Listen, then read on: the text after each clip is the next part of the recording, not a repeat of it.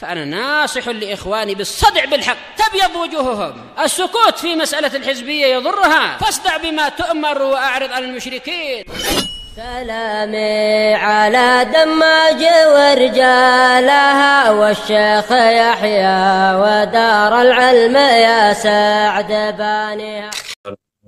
يا أيها الذين آمنوا اتقوا الله حق تقاته ولا تموتن إلا وأنتم مسلمون. يا أيها الناس اتقوا ربكم الذي خلقكم من نفس واحدة وخلق منها زوجها وبث منهما رجالا كثيرا ونساء واتقوا الله الذي تساءلون به والأرحام إن الله كان عليكم رقيبا. يا أيها الذين آمنوا اتقوا الله وقولوا قولا سديدا يصلح لكم أعمالكم ويغفر لكم ذنوبكم ومن يطع الله ورسوله فقد فاز فوزا عظيما. ما بعد فإن أصدق الحديث كتاب الله وخير الهدى هدى محمد صلى الله عليه وعلى آله وسلم وشر الأمور محدثاتها فإن كل محدثة بدعة وكل بدعة ضلالة وكل ضلالة في النار. Kita lanjutkan ya kawan, kajian tafsir kita. Kita masuk pada ayat yang ke-64 dari surat Al-Maidah. Kita masih membahas tentang Allah SWT yang mengisahkan tentang ucapan keji orang-orang Yahudi, di mana kata Allah SWT, wa qalatil yahudu yadullahi maghlulah. Dan orang-orang Yahudi mengatakan bahwasanya tangan Allah itu terbelenggu, yakni tidak memberi. Dan sebab mereka mengatakan ucapan ini adalah dikarenakan mereka melihat di dunia ini masih banyak orang-orang yang fakir, sehingga keberadaan orang-orang fakir dan miskin di dunia ini dijadikan oleh orang-orang Yahudi sebagai bukti bahwasanya Allah itu pelit, Allah itu tidak memberi. Karena kalau Allah memberi dan punya, maka Allah Subhanahu wa taala pasti akan mencukupi orang-orang yang fakir dan miskin tersebut. Sehingga ini alasan mereka mengatakan yadullahi maghlulah, tangan Allah itu terbelenggu. Kemudian dibantah langsung oleh Allah Subhanahu wa taala, ghullat aydihim, bahkan tangan mereka yang terbelenggu. Sebagai balasan dari ucapan jahat mereka kepada Allah Subhanahu wa taala, maka ditakdirkan mereka justru orang yang terbelenggu tangannya. Mereka menjadi orang-orang yang paling pelit. Tidak ada orang yang paling pelit, yang paling bakhil daripada orang-orang Yahudi. Sebagai bentuk hukuman atas kelancangan mereka mensifati Allah Subhanahu wa taala dengan kebakhilan. Ghullat aydihim walu'inu bima qalu, dan mereka dilaknat dengan sebab apa yang mereka ucapkan tersebut. Bal yadahu mabsutatan, bahkan kedua tangan Allah itu terbuka, terbentang. Artinya pemberian Allah itu sangat luas. Nah, ini penetapan kedua tangan bagi Allah Subhanahu wa ta'ala. Penetapan kedua tangan bagi Allah Subhanahu wa ta'ala yang sesuai dengan keagungan dan kesempurnaan Allah Subhanahu wa ta'ala. Yunfiku kaifa yasha. Konsekuensi dari adanya tangan Allah yang terbuka itu dia memberi sesuka Allah Subhanahu wa ta'ala. Sehingga ini permasalahannya. Kenapa? Ini sekaligus jawaban bagi syubhatnya orang-orang Yahudi. Kenapa masih ada orang miskin? Karena Allah itu memberikan kepada siapa saja yang Allah kehendaki. Ini ada kaitannya dengan masyiah. Ada kaitannya dengan kehendak Allah Subhanahu wa ta'ala. Berarti yang miskin itu tidak dikehendaki oleh Allah Subhanahu wa ta'ala untuk mendapatkan kekayaan. Sehingga nggak ada yang berhak untuk protes. Bukan berarti Allah tidak mampu untuk mengkayakan dia, mencukupi dia. Tapi karena memang pemberian Allah itu terkait dengan sifat masyiah. Yunfiqu kaifa yasha. Allah memberi sesuai dengan kehendaknya Allah Subhanahu wa ta'ala. Bukan karena Allah tidak mampu, bukan karena tangannya Allah itu terbelenggu. Ini sekaligus bantahan bagi orang-orang Yahudi tersebut. Bal yadahu mabsutatan, tangan Allah itu selalu memberi, tapi pemberiannya terkait dengan kehendak. Nah, Ini yang kemarin dijelaskan oleh Syekh Abdurrahman As-Sa'di rahimahullahu taala. Beliau jelaskan bagaimana luasnya pemberian Allah Subhanahu wa taala, bahkan orang yang jahat sekalipun itu bisa mendapatkan pemberian dari Allah Subhanahu wa taala. Dia di atas kejahatannya tapi terus diberi oleh Allah Subhanahu wa taala, sehingga sama sekali tidak ada bukti yang mengarah bahwasanya Allah Subhanahu wa taala tangannya itu terbelenggu. Buktinya orang yang jahat sekalipun, orang yang kafir sekalipun diberi oleh Allah Subhanahu wa taala. Sehingga masalahnya bukan masalah apa-apa. Masalahnya masalah kehendaknya Allah Subhanahu wa taala. Nah, kemudian beliau sebutkan di antara bentuk kebaikan Allah Subhanahu wa taala adalah ketika Allah beri nikmat seorang hamba dengan segala macam kenikmatan, maka Allah Subhanahu wa taala memudahkan sebab-sebabnya untuk mereka mendapatkannya. Yang memberikan sebab, menciptakan sebab mereka bisa mendapatkan kenikmatan itu Allah Subhanahu wa taala. Yang memberi mereka kemampuan untuk bisa mendapatkan kenikmatan tersebut itu Allah Subhanahu wa taala. Kemudian Allah puji mereka. Padahal yang menjadikan sebabnya itu Allah, yang memberikan kenikmatannya itu Allah, malah Allah yang memuji mereka. Ketika mereka bersyukur kepada Allah Subhanahu wa taala, Allah puji mereka. Padahal semuanya dari awal sampai akhirnya itu semuanya berkat Allah Subhanahu wa taala, kenikmatan yang kita dapatkan. Tapi itu pun Allah puji kita. Kemudian Allah kasih kita pahala lagi bahkan dari mensyukuri nikmat itu, padahal nikmatnya dari Dia. Tapi ketika kita mensyukuri, malah Allah kasih pahala. Allah kasih balasan karena mensyukuri nikmat tersebut. Nah, kemudian kata beliau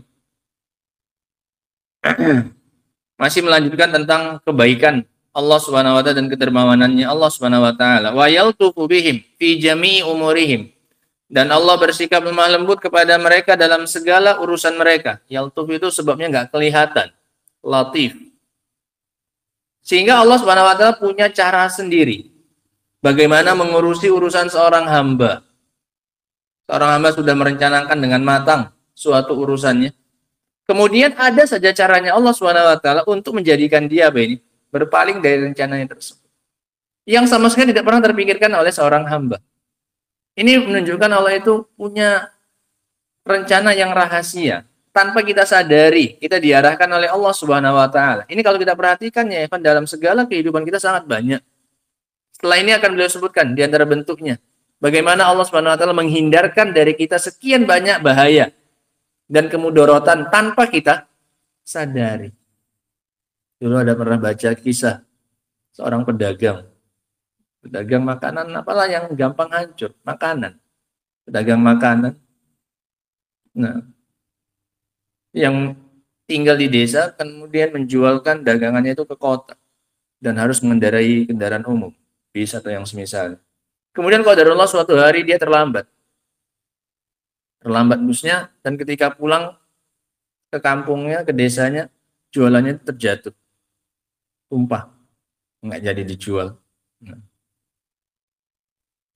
Ya bisa dibayangkan bagaimana perasaan orang yang seperti itu. Sudah menyiapkan barang untuk dijual, kemudian tidak bisa dijual, kemudian tidak bisa dimanfaatkan. Kemudian tidak lama setelah itu dia mendengar berita ternyata bus yang biasanya dia tumpangi itu mengalami kecelakaan. Kita yakin kalau kita mengalami kejadian yang seperti itu, rasa syukurnya kita itu jauh lebih besar daripada rasa sedih kita akibat barang kita itu tidak habis. Tidak laku. Iya kan? Ini kan cara Allah Subhanahu wa taala. Entah membuat dia jualannya itu jatuh sehingga nggak ada yang bisa dijual, dia tidak naik kendaraan tersebut, atau dia terlambat waktunya sehingga nggak sempat naik bis tersebut. Ini semuanya bentuk apa ini? Yaltuf. Bahwasanya Allah itu bersifat lemah lembut tanpa disadari oleh seorang hamba. Bagaimana Allah mengurusi apanya? Urusannya. Nah. Wa yusilu ilaihi minal ihsan. Allah antarkan kepada mereka berupa kebaikan. Yusil, Allah yang mengantarkan. Bukan hamba itu yang apa ini? Yang mencari. Pada hakikatnya Allah yang mengantarkan kebaikan itu kepada kita sehingga bisa kita nikmati. Wa yadfa'u anhum minan niqam. Dan Allah mengangkat, mencegah dari mereka bahaya. Ma la yash'uruna bikatsirin minhu. Allah mengangkat dari mereka bahaya-bahaya yang mereka tidak menyadari banyak dari bahaya tersebut. Kita nggak sadar, kita akan mendapatkan bahaya tersebut, tapi oleh Allah dihindarkan. Itu sangat-sangat sering ya, kalau kita perhatikan keadaan diri-diri kita ini, maka akan sangat sering kita mendapati hal yang seperti disebutkan oleh beliau ini. Allah menolak mara bahaya dari hambanya tanpa kita sadari. Fasubhana man kullu ni'am allati bil ibadi faminhu wa ilaihi yaj'aruna fi daf'il makari. Maka maha suci zat yang segala kenikmatan yang ada pada hamba maka datangnya dari Dia. Segala kenikmatan yang datang yang dirasakan oleh hamba itu datangnya dari Dia. Maha suci zat yang seperti ini. Dan maha suci zat yang hanya kembali kepadanya para hamba dalam menolak perkara yang tidak disenanginya. Wa tabaraka man la yuhsi ahadun sana'an alaih. Dan maha agung Allah yang tidak ada seorang pun yang mampu menghitung pujian yang layak bagi Allah Subhanahu wa taala. Semua yang kita berikan ya, syukurnya kita, pujiannya kita kepada Allah atas nikmat. Itu semuanya yang paling baik sekalipun yang pernah kita berikan rasa syukur kita, itu semua masih di bawah standar dari yang seharusnya. Mau bagaimanapun syukurnya kita, mau bagaimanapun besarnya pujian kita kepada Allah Subhanahu wa taala atas suatu nikmat, maka tetap itu akan di bawah standar dari yang seharusnya didapatkan oleh siapa ini? Allah Subhanahu wa taala. Kita tidak akan pernah bisa memberikan kepada Allah Subhanahu wa taala hak syukur yang sebenar-benarnya bagaimanapun usahanya kita. Nah, tidak ada seorang pun yang bisa menghitung pujian yang layak bagi Allah Subhanahu wa taala. Bal huwa kama atna ala nafsihi. Bahkan dia adalah seperti yang dia puji dirinya sendiri. Yang bisa memuji Allah dengan pujian yang pantas itu hanya siapa? Dirinya sendiri. Hamba nggak ada yang bisa. Nggak bisa kita menentukan sampai pada takdir yang pas. Ini kadar yang pas untuk pujian Allah SWT. Yang bisa memuji Allah dengan sepantasnya itu hanyalah siapa? Dirinya sendiri. Wa ta'ala man la yakhlu al-ibadu min karamihi tarfata ainin. Dan maha tinggi zat yang tidak pernah kosong hamba dari kedermawanannya walau sekedip mata. Tarfata ainin itu kedipannya mata.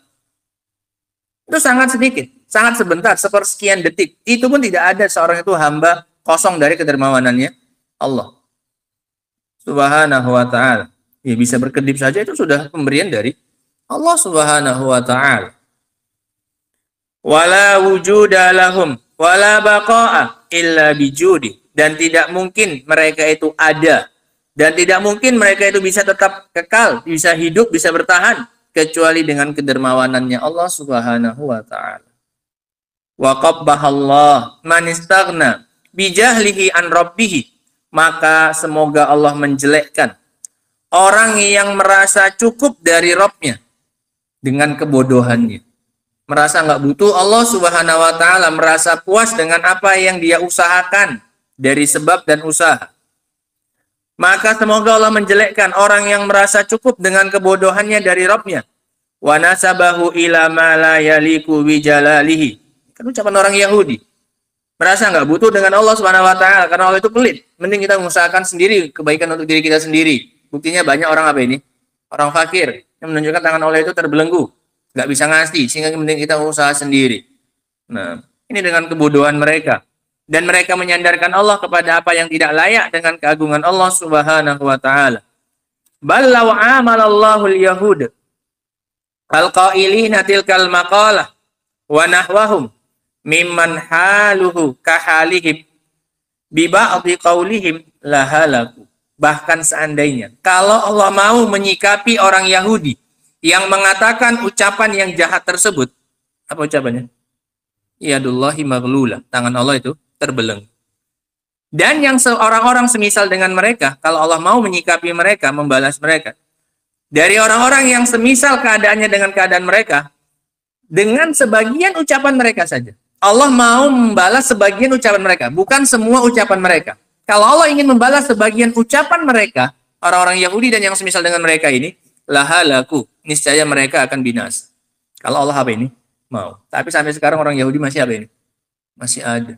Ribuan tahun mereka bisa bertahan hidup dari zaman Nabi Musa masih ada terus sampai sekarang. menunjukkan kebaikannya Allah Subhanahu wa taala. Masih tetap ada mereka.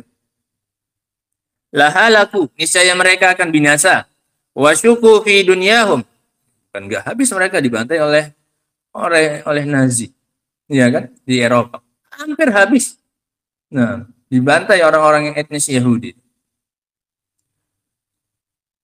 Wasyuku fid dunyahum, dan mereka akan sengsara di dunia mereka. Walakinnahum yaquluna tilkal aqwal, akan tetapi mereka mengucapkan ucapan mereka itu wa huwa ta'ala yahlumu anhu, dalam keadaan Allah Subhanahu wa taala masih bersifat halim kepada mereka. Allah masih menunda pemberian hukuman kepada mereka. Itu namanya halim, adamul istijal fi inzalil uqubah. Itu namanya hilm. Artinya apa itu? Sabar. Sabar dalam memberikan apa ini? Hukuman. Lapang dada. Itu namanya Allah itu punya nama Al-Halim. Yang tidak tergesa-gesa dalam menimpakan apa ini? Hukum. Mereka mengucapkan ucapan seperti itu, Allah malah apa ini? Menyabari mereka, ya Allah. Kalau kita mungkin nggak akan ada sedikit pun yang memiliki sesabar Allah Subhanahu wa taala. Dikasih nikmat, dibayi, dijauhkan dari mara bahaya. Tapi dikata-katai Allah seperti itu oleh mereka. Tapi itu pun Allah Subhanahu wa taala masih apa ini? Masih halim kepada mereka. Wa yasfah, Allah maafkan. Tidak diberi hukuman langsung di dunia. Wa yumhiluhum, dan Allah tunda mereka. Wa yuhmiluhum, dan Allah abaikan mereka. Nah, yuhmil dengan ihmal. Sehingga ini ikhwan, ayat yang ke-63. Belum selesai sebenarnya. Nah, beliau masih membahas tentang bagaimana luasnya pemberian dan kebaikan dari Allah Subhanahu wa taala yang kita sendiri tidak menyadari dari mana datangnya sebab-sebab kebaikan tersebut terkadang. Makanya ada istilah rezeki apa ini? Nomplok. Tiba-tiba datangnya tanpa direncanakan, tanpa kita tahu bakal datang dari arah sana. Kata orang durian apa ini? Runtuh. Ini kan sering seperti itu. Bahkan jadi hal yang lumrah di kalangan manusia. Durian runtuh nggak tahu kapan waktunya datang, tanpa direncanakan. Dan itu sangat sering kita dapatkan. Misalnya rezeki apa? Nomplok. Sebenarnya kalau bahasa syar'inya rezeki yang tidak disangka-sangka. Wa may yattaqillah yaj'al lahu makhraja wa yarzuqhu min haitsu la yahtasib. Dia akan mendapatkan rezeki dari arah yang tidak dia sangka-sangka. Nah, sehingga ini luar biasanya. Baik besarnya dan banyaknya pemberian Allah maupun caranya. Itu juga bentuk kebaikan dari Allah sebenarnya dari caranya. Kadang kita cuma melakukan usaha hanya 5% atau 10% dari yang seharusnya. Tapi hasilnya apa? Keluar, dapat. Padahal kalau secara hitung-hitungan teknisnya ini nggak bakal apa ini? Tercapai itu yang kita inginkan. Usaha kita cuma 5% dari yang seharusnya.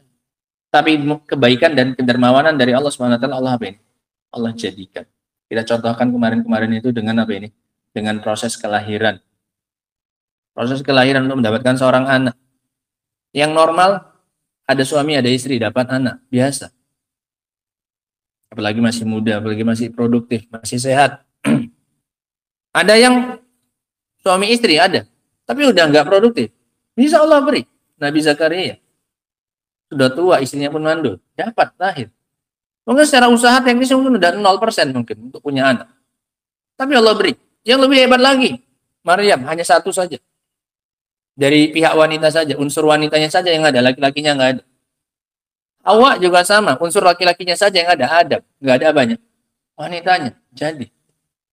Lebih hebat lagi, Adam. Dan kasus ini, kasus apa ini? Penciptaan. Nggak ada unsur laki-lakinya, nggak ada unsur apanya? Perempuannya, jadi. Sehingga luar biasa. Allah ragamkan seperti itu supaya jadi pelajaran bagi kita. Bahwasanya usaha yang kita lakukan itu kadang nggak pernah sesuai dengan yang seharusnya untuk mendapatkan apa yang kita inginkan. Tapi berkat kedermawanan dan kemurah hatian Allah SWT, kita bisa apa? Dapat apa yang kita inginkan tersebut. Nah, sehingga bersandarnya mending kepada Allah SWT daripada kepada sebab dan usaha yang kita lakukan, kepada ikhtiarnya kita. Kita lakukan wajib karena Allah perintahkan kita untuk berikhtiar, melakukan usaha, sebab kita lakukan. Nah, tapi untuk mengharapkan itu pasti mendatangkan hasil itu sangat jauh. Kalau tidak karena kedermawanan dan kebaikan Allah Subhanahu wa taala. Wallahu taala alam bissawab. Adapun lanjutannya insyaallah akan kita baca pada pertemuan berikutnya, di mana Allah sekaligus membantah lagi kepada orang-orang Yahudi ini. Dikasih kebaikan, tapi sebagian orang itu malah semakin tambah apa ini?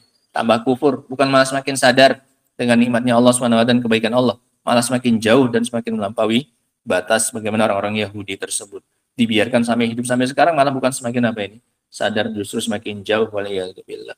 Wallahu taala alam bissawab. Subhanakallahumma bihamdika asyhadu an la ilaha illa anta astaghfiruka wa atubu ilaik. Alhamdulillah rabbil alamin.